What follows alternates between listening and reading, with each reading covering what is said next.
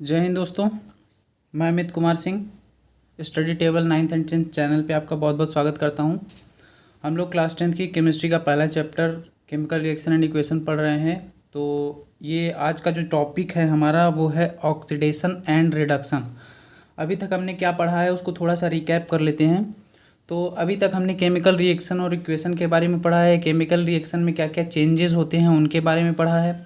उसके अलावा हमने बैलेंस्ड केमिकल इक्वेशन के बारे में पढ़ा है। केमिकल इक्वेशन जो हम बैलेंस करते हैं law of mass, law of conservation of mass के बेसिस पे, उसके बारे में पढ़ा है। और हमने कुछ क्वेश्चन भी सॉल्व किए थे बैलेंस्ड केमिकल इक्वेशन के। उसके अलावा हमने टाइप्स ऑफ केमिकल रिएक्शन के बारे में पढ़ा, जिसमें हमने कॉम्बिनेशन रिएक्शन, दूसरा हमारा डीकम्पोजिशन रिएक्शन पढ़ा था। डीकम्पोजिशन रिएक्शन में 3 टाइप के रिएक्शन थे हमारे।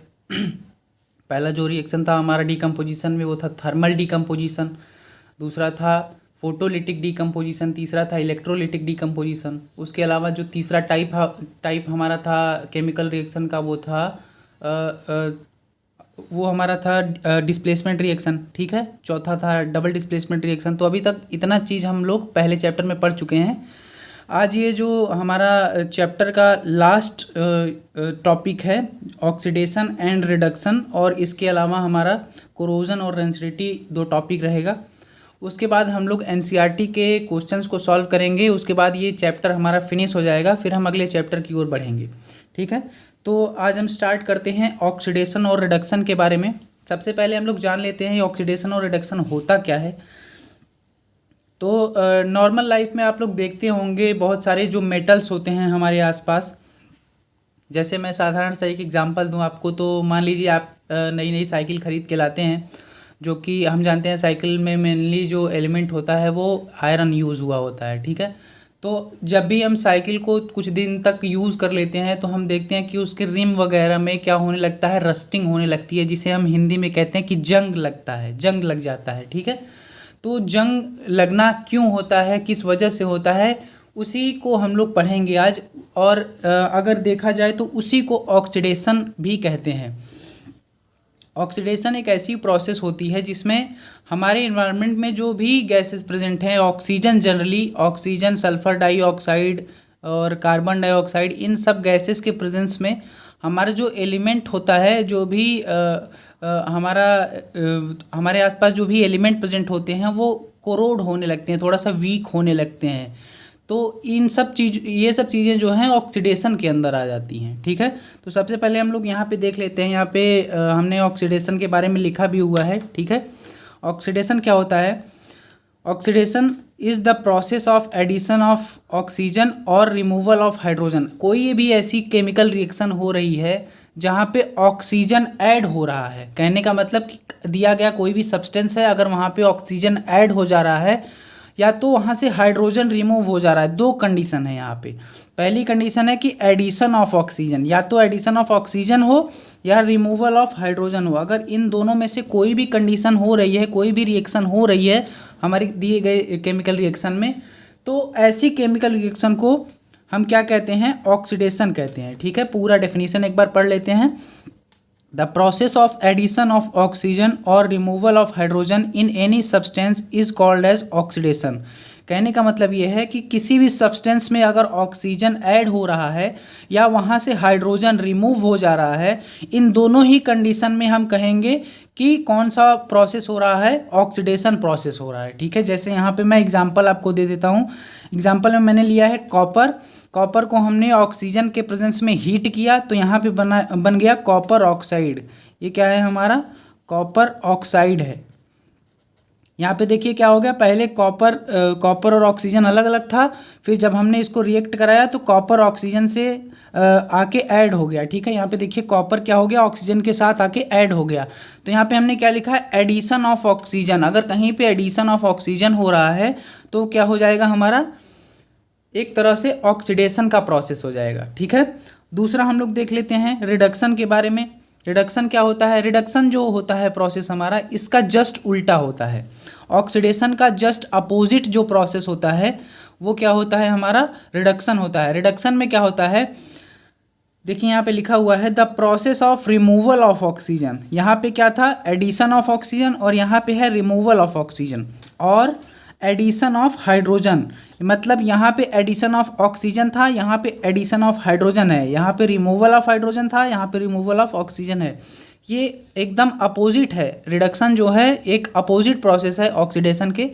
तो कोई भी ऐसा सब्सटेंस जिसमें से ऑक्सीजन रिमूव हो जाता है या वहाँ पे हाइड्रोजन ऐड हो जाता है, तो ऐसे प्रोसेस को हम बोलते हैं रिडक्शन प्रोसेस। ठीक है, यहाँ पे देखिए हमने लिखा हुआ है पूरा, एक बार फिर से पढ़ लेते हैं। The process of removal of oxygen और addition of hydrogen in any substance is called as reduction. ऐसा कोई प्रोसेस जिसमें किसी सब्सटेंस में ऑक्सीजन, किसी सब्सटेंस से हम ऑक्सीजन निकाल दें या उसमें हाइड्रोजन ऐड कर दें, ऐसी प्रोसेस को हम लोग क्या बोलते हैं, रिडक्शन बोलते हैं। इसमें और भी बहुत सारे प्रोसेसेस होते हैं, आगे जब हायर क्लासेस में आप लोग पढ़ेंगे, क्लास 11th में जब आप लोग केमिस्ट्री ऑप्ट करेंगे तो वहाँ पे आप लोग पढ़ेंगे कि यहाँ पे ऑक्सीडेशन स्टेट और इलेक्ट्रॉन्स का भी बहुत सारा रूल होता है। लेकिन अभी क्लास 10th के बेसिस पे जो भी क्वेश्चन आता है वो केवल आपको इतना लिख देने से आपका काम हो जाएगा। ठीक है, इतना अगर ऑक्सीडेशन और रिडक्शन के बारे में आपको आता है तो आप क्या करेंगे, सबसे पहले डेफिनेशन लिखेंगे, उसके बाद एक दो एग्जाम्पल दे देंगे, उससे एग्जामिनर को समझ में आ जाएगा कि आपको ऑक्सीडेशन और रिडक्शन के बारे में जानकारी है। ठीक है, तो ऑक्सीडेशन और रिडक्शन क्या होता है, एकदम अपोजिट प्रोसेस है। ऑक्सीडेशन में एडिशन ऑफ ऑक्सीजन होता है और रिडक्शन में रिमूवल ऑफ ऑक्सीजन होता है। केवल ये दो चीज़ें जानिए, addition of oxygen is equal to oxidation, removal of oxygen is equal to reduction. ठीक है, यहाँ पे हमने देखिए यहाँ पे एग्जाम्पल भी लिया है। यहाँ पे जिंक ऑक्साइड था। ठीक है, जिंक ऑक्साइड का जब कार्बन से रिएक्शन कराया हमने और उसको हीट किया तो यहाँ पे देखिए जिंक ऑक्साइड से जिंक क्या हो गया, निकल गया। ठीक है, तो जिंक ऑक्साइड किस में कन्वर्ट हो गया, जिंक में कन्वर्ट हो गया, मतलब यहाँ से ऑक्सीजन का क्या हो गया, रिमूवल हो गया। तो ऐसा कोई प्रोसेस जहाँ से ऑक्सीजन रिमूव हो जाए उसे हम रिडक्शन प्रोसेस कहते हैं। ठीक है, अब यहाँ पे देखिए एक और चीज़ लिखा हुआ है, रिडॉक्स रिएक्शन। रिडॉक्स रिएक्शन क्या होता है, कोई भी ऐसी प्रोसेस जहाँ पे ऑक्सीडेशन और रिडक्शन एक साथ हो रही हो उसे हम कहते हैं रिडॉक्स रिएक्शन। ठीक है, ये ऑक्सीडेशन और रिडक्शन दोनों से मिल के बना हुआ है। यहाँ पे देखिए साफ साफ लिखा हुआ है, when the process of oxidation and reduction takes place in the same reaction, मतलब ऑक्सीडेशन और रिडक्शन क्या हो रहा है, एक ही रिएक्शन में हो रहा है, तो इस तरह की रिएक्शन को हम क्या कहते हैं, redox reaction. When the process of oxidation and reduction takes place in the same reaction it is called as redox reaction. जब भी कोई ऐसी प्रोसेस होती है, कोई ऐसी केमिकल रिएक्शन होती है जिसमें ऑक्सीडेशन और रिडक्शन दोनों हो रहा होता है, ऐसे रिएक्शन को हम लोग क्या कहते हैं, रिडॉक्स रिएक्शन कहते हैं। इसका एग्जांपल यहाँ पे मैंने लिखा हुआ है, देख लीजिए। यहाँ पे पहले कॉपर ऑक्साइड था, कॉपर ऑक्साइड का हमने क्या कराया, कॉपर ऑक्साइड का हाइड्रोजन से रिएक्शन कराया, इसको हीट किया। यहाँ पे आप देखिए, यहाँ पे देखिए कॉपर जो है, कॉपर ऑक्साइड जो है वहाँ उसका रिडक्शन हो रहा है, यहाँ पे मैंने लिखा भी हुआ है रिडक्शन हो रहा है। तो कॉपर से देखिए अब क्या हो गया, ऑक्सीजन रिमूव हो गया, ऑक्सीजन निकल गया। ठीक है, यहाँ पे देखिए हाइड्रोजन अकेले था, लेकिन हाइड्रोजन का जब रिएक्शन कराया कॉपर ऑक्साइड से, उसको हीट किया, तो यहाँ पे देखिए हाइड्रोजन के साथ ऑक्सीजन आके क्या हो गया, ऐड हो गया। मतलब हाइड्रोजन में ऑक्सीजन ऐड हो रहा है और कॉपर से ऑक्सीजन निकल रहा है। तो कॉपर का क्या हो रहा है, यहाँ पे रिडक्शन हो रहा है, कॉपर ऑक्साइड का रिडक्शन हो रहा है और हाइड्रोजन का ऑक्सीडेशन हो रहा है, क्योंकि कॉपर ऑक्साइड से ऑक्सीजन बाहर निकल गया और हाइड्रोजन में ऑक्सीजन आके ऐड हो गया। ठीक है, तो हमने अभी पढ़ा कि जो भी कॉपर, जहाँ पे भी ऑक्सीजन निकलता है उसे रिडक्शन प्रोसेस कहते हैं और जहाँ पे भी ऑक्सीजन ऐड होता है उसे ऑक्सीडेशन प्रोसेस कहते हैं। ठीक है, तो सेम देखिए यहाँ पे ये जो प्रोसेस है हमारा, ये पूरा रिडॉक्स रिएक्शन है। रिडॉक्स रिएक्शन में क्या हो रहा है, ऑक्सीडेशन और रिडक्शन एक ही केमिकल रिएक्शन में हो जा रहा है। तो ऐसे रिएक्शन को हम लोग बोलते हैं, ऐसी रिएक्शन को हम लोग बोलते हैं रिडॉक्स रिएक्शन।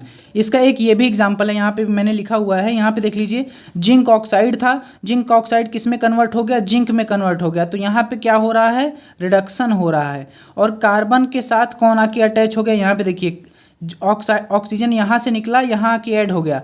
तो यहाँ पे जो जिंक है, जिंक का रिडक्शन हो रहा है, लेकिन कार्बन जो है यहाँ पे कार्बन का क्या हो रहा है, ऑक्सीडेशन हो रहा है, क्योंकि ऑक्सीजन जो है वो कार्बन के साथ आके जुड़ गया। ठीक है, तो ये भी एक कैसा एग्जाम्पल है, रिडॉक्स रिएक्शन का एग्जाम्पल है। ठीक है, तो ऑक्सीडेशन, रिडक्शन और रिडॉक्स रिएक्शन, आशा करता हूँ आपको समझ में आया होगा। ऑक्सीडेशन में क्या होता है, एडिशन ऑफ ऑक्सीजन, रिडक्शन में रिमूवल ऑफ ऑक्सीजन, और रिडॉक्स रिएक्शन क्या होता है, जहाँ पे रिमूवल ऑफ ऑक्सीजन और एडिशन ऑफ ऑक्सीजन एक ही केमिकल रिएक्शन में होती हो, ऐसे रिएक्शन को हम लोग बोलते हैं रिडॉक्स रिएक्शन। ठीक है, तो ये था हमारा टाइप्स ऑफ केमिकल में लास्ट टाइप था केमिकल रिएक्शन का। अब इसके बाद हम लोग का 2 और टॉपिक बचा है, इसको भी देख लेते हैं।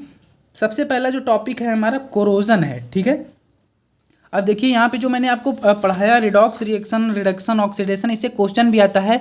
अभी अगले लेक्चर में हम लोग एनसीईआरटी के जब क्वेश्चन सॉल्व करेंगे तो उसमें आपको ये याद होना चाहिए कि ऑक्सीडेशन, रिडक्शन और रिडॉक्स रिएक्शन क्या मायने रखता है। ठीक है, क्या मतलब है इसका, तभी हम क्वेश्चन एनसीईआरटी के कर पाएंगे। ठीक है, अब यहाँ पे हम लोग देख लेते हैं कोरोजन के बारे में। कोरोजन क्या होता है, देखिए अभी हमने पढ़ा ऑक्सीडेशन प्रोसेस के बारे में। ठीक है, तो अगर कोई भी ऑक्सीडेशन किसी एलिमेंट में हो रहा है, किसी मेटल में हो रहा है, ठीक है, अगर कोई मेटल ऑक्सीडाइज होता है, ऑक्सीडाइज का मतलब क्या होता है कि अगर किसी मेटल में ऑक्साइड की लेयर बन जा रही है, ऑक्सीजन ऐड हो जा रहा है, तो ऐसे सब्सटेंस को, ऐसे मेटल को हम लोग क्या कहेंगे, उसे कहेंगे, उस प्रोसेस को हम लोग क्या कहेंगे, कोरोजन कहेंगे। ठीक है, जैसे आपने एक एग्जांपल देखा होगा, यहाँ पे पहला ही एग्जांपल था आपका मैग्नीशियम प्लस ऑक्सीजन का जब रिएक्शन कराया था हमने, तो मैग्नीशियम ऑक्साइड बना था। तो यहाँ पे क्या हो रहा है, मैग्नीशियम क्या हो रहा है, ऑक्सीडाइज हो रहा है, ऑक्सीडेशन प्रोसेस हो रही है। यहाँ पे मैग्नीशियम के साथ क्या हो रहा है, ऑक्सीजन आके ऐड हो जा रहा है। ठीक है, अब कोरोजन के बारे में थोड़ा सा देख लेते हैं। कोरोजन क्या है, the process of slowly eating up of metals.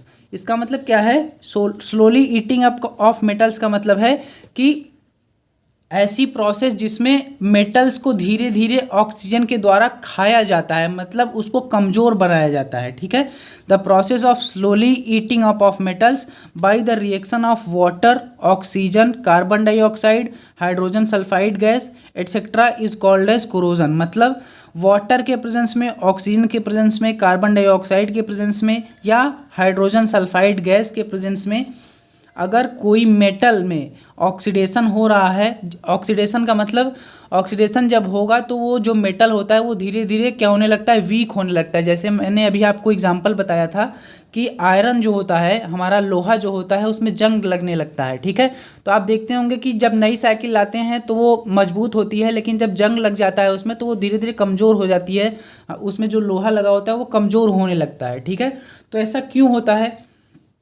ऐसा इसलिए होता है क्योंकि जो हमारा मेटल है वो ऑक्सीजन के प्रेजेंस में क्या हो जा रहा है, धीरे धीरे वीक हो जा रहा है। वो अपना जो मेटल का जो अपना अस्तित्व होता है उसको खो देता है वो। ठीक है, इसलिए जो कोरोजन का जो प्रोसेस है ये हमारे लिए बहुत हेल्पफुल नहीं होता है, बहुत क्या एक तरह से कह सकते हैं कि हार्मफुल प्रोसेस है, जो कि ऑक्सीजन, वाटर, कार्बन डाइऑक्साइड और हाइड्रोजन सल्फाइड गैस के प्रेजेंस में होता है।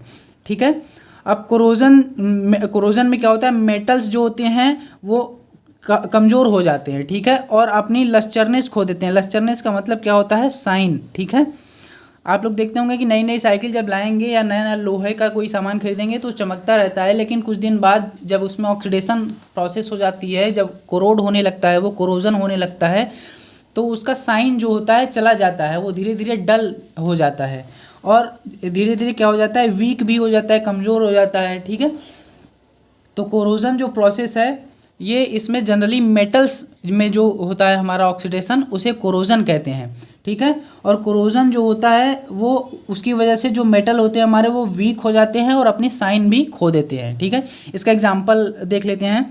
रस्टिंग ऑफ आयरन एक कॉमन एग्जांपल है कोरोजन का। ठीक है, दूसरा एग्जांपल है ब्लैकनिंग ऑफ सिल्वर। आप लोग देखते होंगे कि जो हमारे घर में सिल्वर की ज्वेलरीज खरीदी जाती हैं तो कुछ दिनों के बाद क्या होती हैं, जब हम नया नया खरीदते हैं ज्वेलरी तो उसमें साइन रहता है, लेकिन कुछ दिन के बाद क्या होने लगता है, वो सिल्वर जो होता है वो काला पड़ने लगता है। ऐसा क्यों होता है, क्योंकि हमारे एटमॉस्फेयर में हाइड्रोजन सल्फाइड गैस प्रेजेंट होती है, उसके प्रेजेंस में आने से ये सिल्वर जो होता है हमारा कोरोड होने लगता है। ठीक है, तो इस कोरोजन की वजह से क्या होता है, वो वीक होने लगता है और अपनी साइन को खो देता है। ठीक है, तो ये सब जो प्रोसेसेस हैं ये कोरोजन के अंदर आती हैं। ठीक है, जो रस्टिंग ऑफ आयरन है वो किसकी वजह से होता है, यहाँ पे देखिए लिखा हुआ है। जो मेन जो हम कोरोजन के बारे में पढ़ते हैं वो रस्टिंग ऑफ आयरन के बारे में थोड़ा सा जान लेते हैं।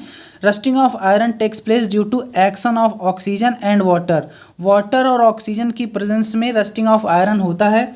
यहाँ पे इसका मैंने केमिकल रिएक्शन भी लिखा हुआ है।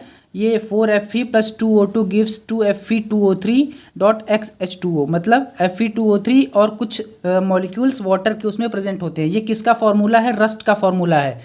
अब मैं आप लोग को एक चीज़ बता देता हूँ कि क्लास 10th के बोर्ड में रस्ट का फॉर्मूला कई बार पूछा गया है। पिछले कुछ सालों में तो MCQ में पूछा गया है, मतलब आपको ऐसा कई ठो फार्मूला दे देंगे और उसमें से आपको पहचानना रहेगा कि रस्ट का फार्मूला क्या है, ठीक है। तो आपको ये ध्यान में रखना है कि रस्ट का फार्मूला 2Fe2O3.XH2O होता है, ठीक है।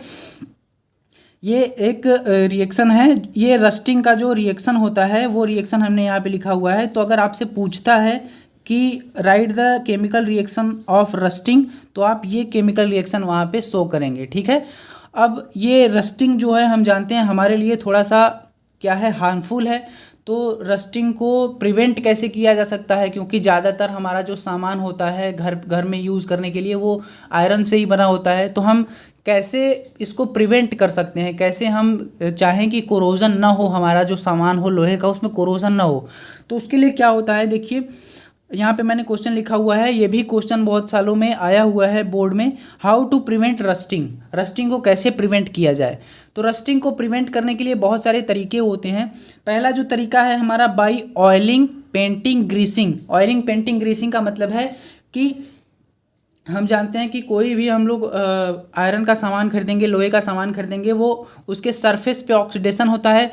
तो अगर उसके सरफेस पे हम लोग ऑयलिंग कर दें या ग्रीसिंग कर दें या पेंट कर दें उसके सरफेस को, तो पेंटिंग क्या होता है, पेंटिंग करने से जो उसका सरफेस होता है, मान लीजिए ये हमारा सरफेस है, हमने इसको ऊपर पेंट कर दिया, ठीक है। ये मान लेते हैं एक समय के लिए मान लेते हैं कि ये आयरन से बना हुआ है, ठीक है। आयरन से बना हुआ एक सब्सटेंस है, इसको हमने पेंट कर दिया। तो अब ऑक्सीडेशन कहाँ होना था, इसके सरफेस पे होना था, लेकिन इसके सरफेस को हमने पेंट कर दिया। तो पेंट करने से क्या होगा, इसका जो सरफेस होगा वो डायरेक्टली ऑक्सीजन और वाटर के कांटेक्ट में नहीं आएगा। और अगर डायरेक्टली वाटर और ऑक्सीजन के कांटेक्ट में नहीं आएगा तो इसका ऑक्सीडेशन नहीं होगा, मतलब कोरोजन नहीं होगा, ठीक है। तो एक तो ये तरीका है कि ऑयलिंग कर दें या पेंटिंग कर दें या ग्रीसिंग कर दें उसके सरफेस पे। दूसरा तरीका है इलेक्ट्रोप्लेटिंग का, ठीक है। इलेक्ट्रोप्लेटिंग में हम लोग क्या करते हैं, बहुत सारे डिफरेंट टाइप के, जैसे टिन वगैरह का मेटल लेके हम लोग दूसरा मेटल लेके उसके ऊपर इलेक्ट्रोप्लेटिंग कर देते हैं, जिससे उसके सरफेस से डायरेक्टली ऑक्सीजन अटैच नहीं हो पाएगा, ठीक है। दूसरा है गैल्वेनाइजेशन। गैल्वेनाइजेशन में हम लोग क्या करते हैं, जिंक की कोटिंग कर देते हैं, ठीक है। गैल्वेनाइजेशन में हम लोग जिंक की कोटिंग कर देते हैं, मतलब कोई भी आयरन का सब्सटेंस है उसके ऊपर जिंक की कोटिंग कर देंगे, उसके सरफेस पे यहाँ पे जिंक लगा देंगे। तो जिंक से क्या होगा, फिर वो डायरेक्टली ऑक्सीजन के कांटेक्ट में नहीं आएगा, ठीक है। या फिर हम एलॉइंग कर सकते हैं। एलॉइंग का मतलब क्या होता है, बहुत सारे डिफरेंट टाइप के हम लोग उसमें एलिमेंट ऐड करके उसको एलॉय बना देंगे। एलॉय में क्या होता है, जैसे आयरन है, आयरन और क्रोमियम, बहुत सारे आयरन, क्रोमियम, टिन, ऐसे एलिमेंट्स को हम लोग मिला के एक सब्सटेंस तैयार करते हैं।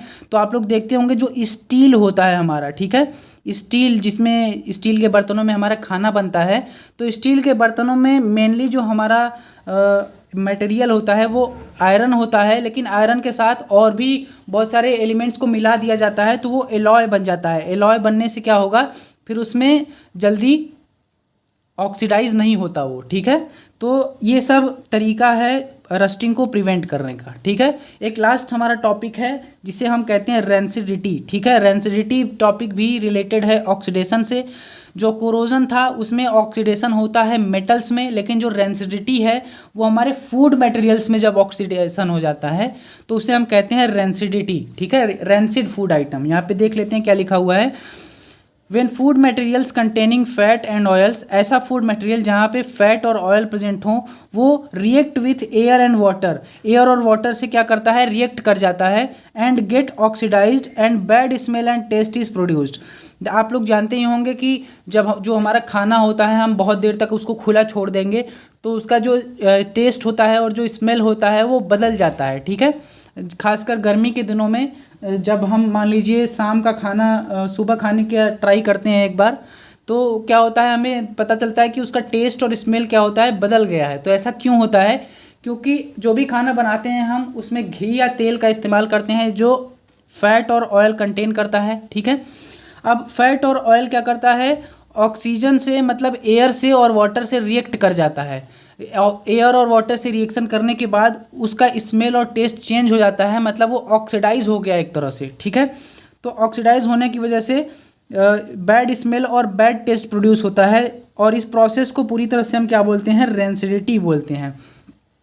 तो रेंसिडिटी एक ऐसा प्रोसेस है जिसमें हमारा फूड मटेरियल जो होता है ऑक्सीडाइज हो जाता है, जिसमें फैट और ऑयल्स प्रेजेंट होते हैं, ठीक है।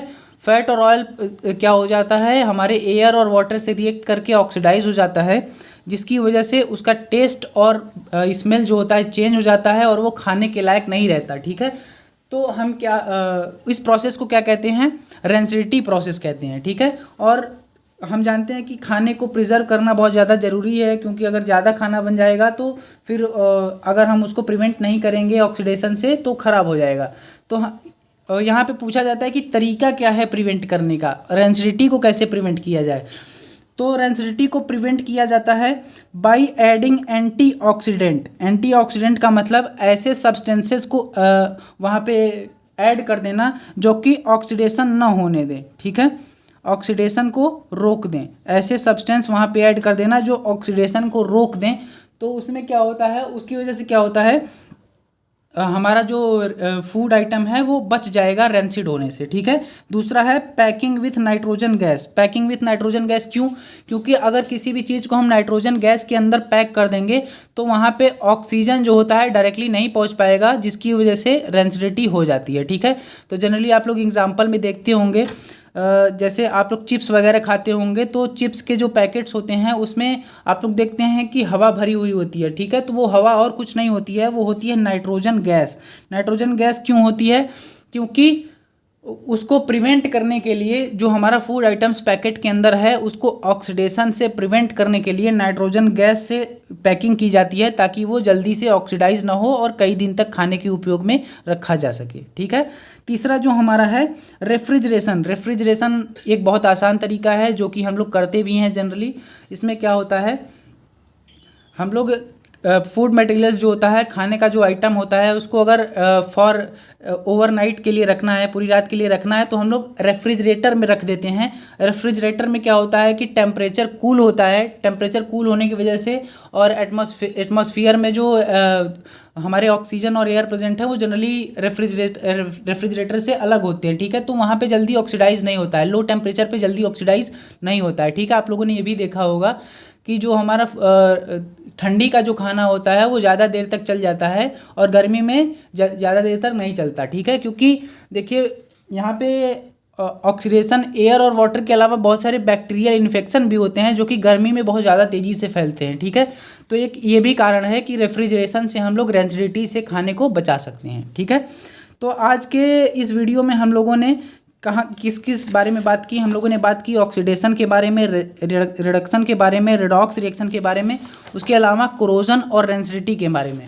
तो ये जो आज का वीडियो है, इस वीडियो से हमारा जो चैप्टर है वो फिनिश हो जाता है। लेकिन अभी अगले चैप्टर में हम लोग एनसीईआरटी के एग्जाम्पल करेंगे। अगले वीडियो में हम लोग इस चैप्टर के एनसीईआरटी के एग्जाम्पल करेंगे और देखेंगे कि किस टाइप के क्वेश्चंस बन सकते हैं बोर्ड में। कुछ एनसीईआरटी एग्जाम्पलर के भी क्वेश्चन करने की कोशिश करेंगे हम लोग, ठीक है। तो उसके बाद हम लोग शुरू करेंगे अपना दूसरा चैप्टर। तो मिलते हैं अगले वीडियो में, तब तक के लिए धन्यवाद।